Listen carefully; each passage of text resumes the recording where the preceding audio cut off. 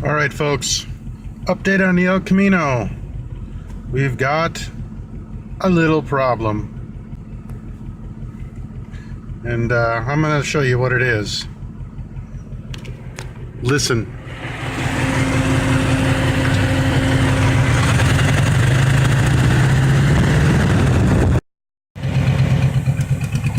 All right. Here's how else you can tell it's got a burn valve. And no, this isn't just bad timing.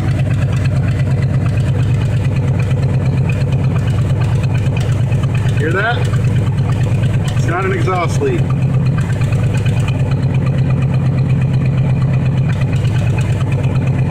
And the final test, other than the fact that I can smell raw gas. All right, the final test.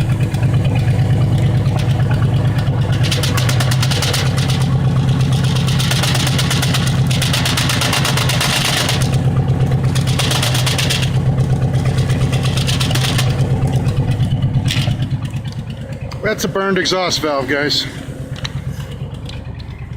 So we're going to be out of commission for a little while, at least for anything major, because I ain't got the money to pull this engine apart right now. Anyway, that's the update. Later.